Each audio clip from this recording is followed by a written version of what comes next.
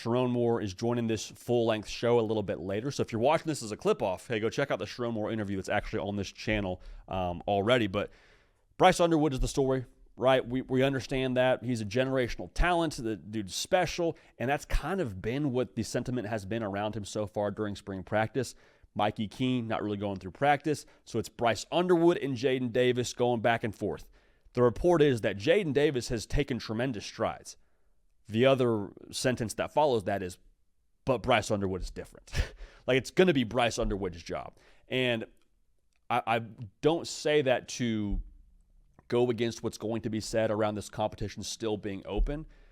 Everything that I am hearing when it comes to intel around Michigan is just that. Bryce Underwood's different. Jaden Davis, good player, had a lot of progress. And so the way that I'm interpreting this is, yes, it's open, so much as a game is still not finished in the fourth quarter, even though it might be 35-14. It's not done. I mean, you don't walk out of the stadium if you're a good fan at 35-14 in the fourth quarter, but everyone that's watching the game can say, yeah, probably finished. It's probably going to be the team up by that many points that's going to ultimately win here. That's the way that it feels to me when we talk about Bryce Underwood. Now, speaking to what he is in terms of acclimating to being a college football player, everyone says the same thing about the guy, man. Ask anybody in the building, ask anybody around Michigan, and they just keep saying the same thing. Dude loves football. Football junkie, loves studying it. He's always in the building. Listen, man, it's one thing to do that and be a three-star cat, but to be the number one overall player in America, and to do that wire-to-wire number one player in America, and to still be in love with the game that way, like that, again, it's just intel. It's just spring football, but for that to be the conversation around him, that really fires me up in terms of what he can be at Michigan, because the question isn't the physical tools. We all know what he has there, but to be committed to the craft and the game that way, that's where you go from good to great. That's where you go from great to special. So I can't wait to see that. Cannot wait to see what he is in the spring game. Now, in terms of the other pieces around him at Michigan, there's going to be a concerted effort from Michigan with Sherrone Moore, with Sean McGee, the GM out there, to make sure they have the proper supporting cast around Bryce Underwood, assuming he is the guy game one. They like their receiver room. They like Fred Moore.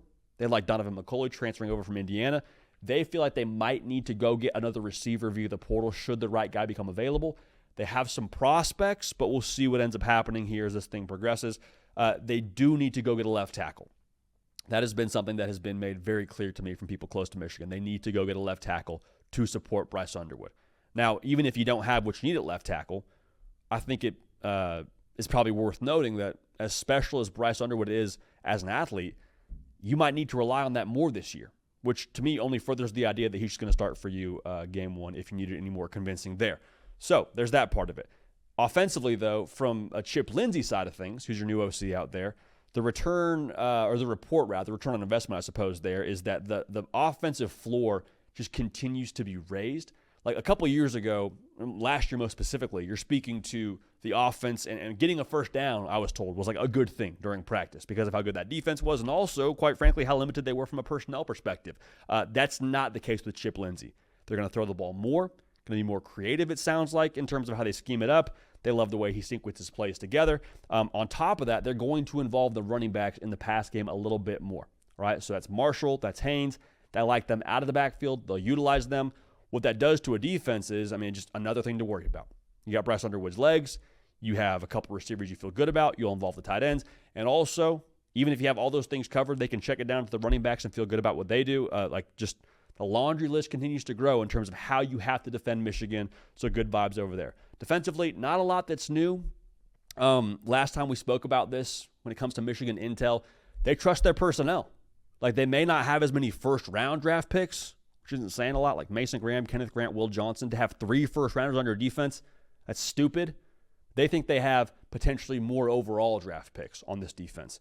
Rayshawn Benny is a guy we've spoken about a lot. They feel great about him. So we'll see how it all translates in the fall. But the overarching sentiment is, within this locker room, they feel like they have a squad that can go compete for a playoff spot. And if the defense has to hold it down for the first couple of games while their new quarterback, whether it's Underwood, whether it's Davis, whether it's Keene, it's going to be Underwood. However long it takes them to get rolling, they think the defense can hold it down for that period of time. So week 2, going to Norman, going to be a lot of fun. I can't wait to watch that one, but they feel good about their defense, and they feel like they can hold it down when it comes to what that's going to require out there in Ann Arbor. So that's the intel out of Michigan.